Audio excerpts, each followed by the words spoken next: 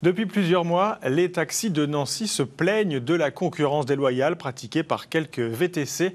Certains affirment avoir subi une perte de chiffre d'affaires avoisinant les 30%. Pour les sociétés nancéennes de véhicules de transport avec chauffeur, chacun doit pouvoir travailler en harmonie. C'est le choix d'ici de la rédaction par David Bailly et Éric Bertrand. Mercredi 5 mars, Nancy, il est 9h30. Les chauffeurs de taxi de la ville nous donnent rendez-vous pour que l'on constate par nous-mêmes la violation de la loi des chauffeurs de VTC. Car pour les VTC, il est interdit de marauder en centre-ville. Leurs clients doivent avoir réservé une course par téléphone. 9h45, place Dombasle, premier cas flagrant. C'est un cas d'école. Il y a la place Dombasle qu'on a déjà signalé à la préfecture. Et il y en a un qui est en train d'attendre, on maraude. Voilà. La loi dit qu'il n'a pas le droit, c'est tout. Donc, nous, on demande juste une application des règles. Moi, je ne suis pas contre qu'il y ait de la concurrence, parce que si on veut être numéro 1, il faut qu'on soit minimum 2 sur le marché, mais qu'on respecte les règles. Vous n'attendez pas un client? D'accord. Parce que si les taxis disent, par exemple, que vous êtes en maraude, vous dites non, je ne suis pas en maraude. Vous voulez pas me répondre? Ok. Anouar va devant nous appeler la police municipale, qui promet de venir dès qu'elle le pourra. Mais notre VTC partira tranquillement dans la foulée.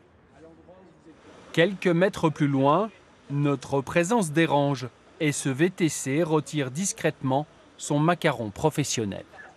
Automatiquement, il y a une rage qui est là. On essaye de contenir, que ce soit les syndicats ou la présidente de l'association, on essaye de contenir cette colère-là, mais à un moment ou à un autre, ça va échapper à notre contrôle. En fait, on ne peut pas. En fait, par un moment, si vous imaginez, quand on a une pression qui dure depuis des années et on n'arrive pas à s'en sortir, par un moment, on va aller au clash. Ça, c'est sûr et certain.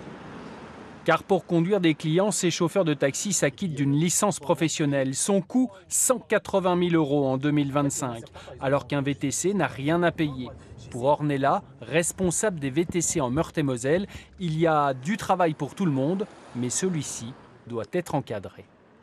Il est strictement interdit pour les VTC de marauder. La maraude est exclusivement réservée aux taxis. Il est important aujourd'hui de faire appel au contrôle afin que la réglementation soit respectée par tout le monde.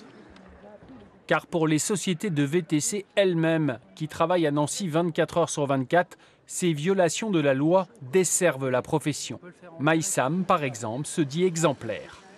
Les clients, ils réservent à l'avance ou ils appellent pour l'instant T, mais c'est des réservations. Donc ils passent soit par ma plateforme, pour mon application, ou soit par la plateforme téléphonique, ou par mail avec les sociétés. Donc à n'importe quel moment on peut se faire contrôler, mon chauffeur sera en mesure de montrer sa réservation. Donc c'est pour ça, moi, ça ne me touche pas spécialement. Difficile d'estimer le nombre de VTC sur Nancy. On parle d'une 50aine de véhicules pour 120 taxis.